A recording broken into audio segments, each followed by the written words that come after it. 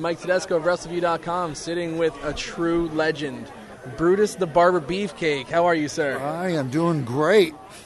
You're rocking and rolling today, man. It's so cool to see you here. I love that you're keeping the fanny pack gimmick alive, and there's a lot of money in that fanny pack. I think when I saw you earlier, it was still upright. Now it's sagging a lot. That baby's getting stuffed. Well, my wife actually, after I reached in my pocket one day and pulled out so many bills and it fell all over the floor, and she was like, "Oh my God, that's terrible!" And she got me stuff to keep my square reader organized in my wallet, and when I'm working, so I can just secure the money, keep it safe. Oh yeah, and it's all good. You're really 21st century. You got the square reader. I caught you on your social media a few minutes ago. You're rocking and rolling, man. I have. We try to do it all. Yeah, you gotta keep up with the times, man. You fall too far behind, and then you get left in the dust. No doubt. And you've never been a guy that's been afraid of change. I'm looking at your gimmick table right now. You have a lot of different things on this table. You got yourself as a disciple, the Zodiac, Brutus Beefcake, Brutus the Barber Beefcake. You've done it all, man. Well, the other characters, for different reasons happened, but it's all fun. I've done a lot of work in the industry, in the movies, working with Hulk Hogan and doubling him, and actually, having parts in a lot of films and TV series, and it was a great time. And it's not unlike securing one of these characters. Like you do in a movie, all of a sudden they say, okay, this is what we want you to do. You got to become this character, and you take on the persona for whether it's 3 weeks or 3 months or 3 years or whatever, and you try to do the best you can with it, and that's what actors have to do in the movies every day, and sometimes they spend 6 months researching, doing this thing. I spent 6 minutes, and have to be able to morph, change, and become something. Right. So it's really a lot more difficult than people think. They say, all these characters and they're all failures, but no, I'm not the man who's in charge. It's not my choice what goes on out there. I'm just an employee. A company doing a job and doing what I'm told. Exactly. Because if you go out there and try to make you go your own way, like Dr. D. David Schultz did all those years ago in the WWE, hit John Stossel. Next thing you know, he's ostracized from the business. Right. And it changed his whole life. Because I saw him out front today, and I knew David years before that all went down, and we traveled together. I still like the guy. He was he's a good old Southern boy. I got a chance to talk to him. He was pushing his book on me and stuff like that. It's nice to see him out and about again, because I think he would have had a really good career had that whole incident not happened. I think he could have done. He really could have. Yeah, my books just flew off the shelves today. I just couldn't keep them couldn't bring enough of them. Yeah, exactly. Yeah. But you can go to BrutusBeefcake.com, and I guarantee you we'll have your books out snap of a finger. Do you do any autographs for the books too? Oh yeah, I personalize them. Oh, you do? Sign them to everybody. That's important to know, I think. And send out 8 we by got to make sure we get stuff. the gimmicks all out there, man. I want to make sure. I want to get you some money from this. But you very recently made some news in the wrestling industry again, because a long-standing rift or not a rift or whatever, you and Hulk Hogan are back together. You reunited. How did that come about? People have been, I've had a lot of people recently asking me, what's going on with you and Hulk? I said, well, we still haven't spoken. And one of his employees, Ronnie, that runs some stuff for him, was talking with my wife one day and said, hey, maybe you guys can get together for a lunch, but it just wasn't happening. And then, bing, the phone rings. One day I was doing something, my wife went over and grabbed it, and it's Hulk. He goes, hello? And she goes, oh my God, I can't believe it. Like, oh, hold on. And then hands me the phone, and we talked for a little while, and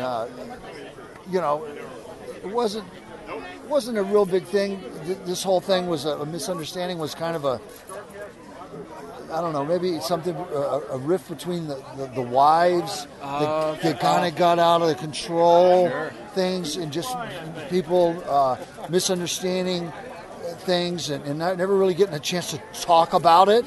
And so it just mushroomed and then, it pushed us apart. But we've been friends for almost 50 years, and we've been up and down the road and done so much together that traveled the world twice. I bet twice, 1,000.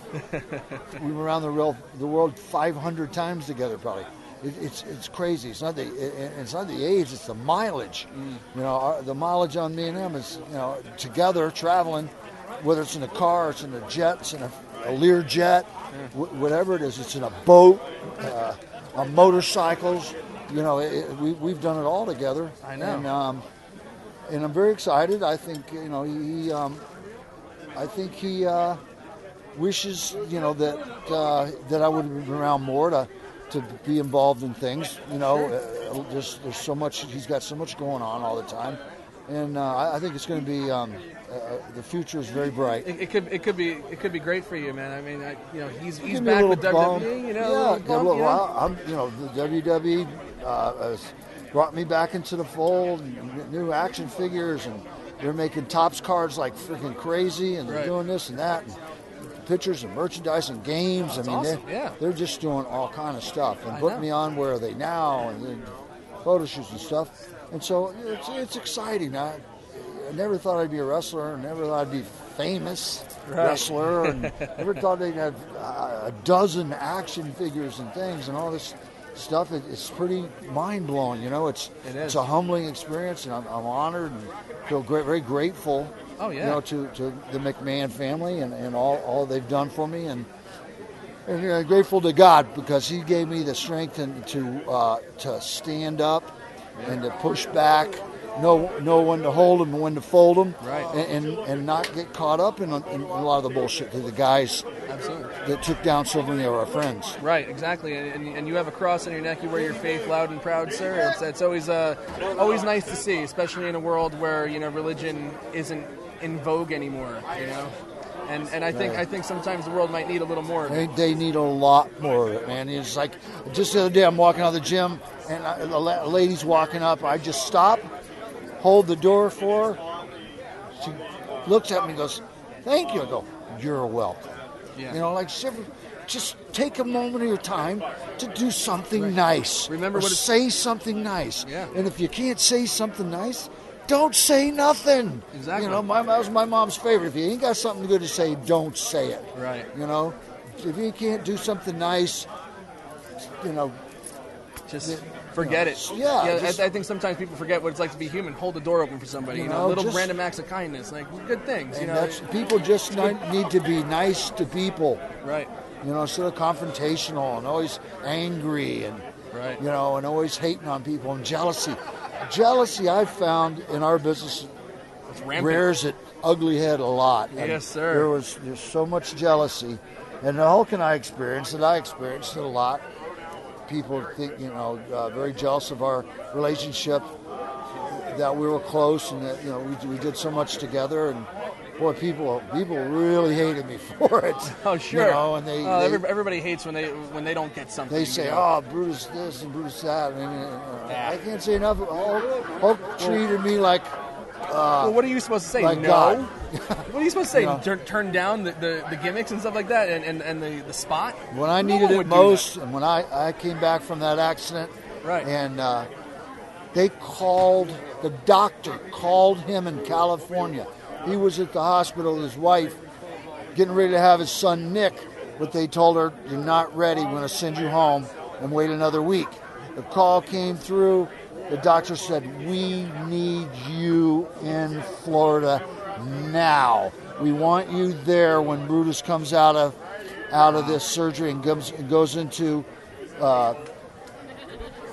recovery, because we don't know what's going to happen when he wakes up to find out that his eyes are sewn shut, his jaws are wired shut, he has entire head is completely engulfed.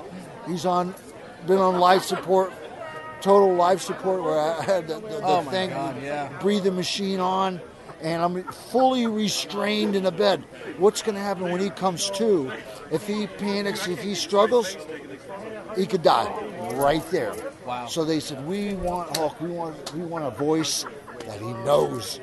Yeah. So that's and great. he did it. He left.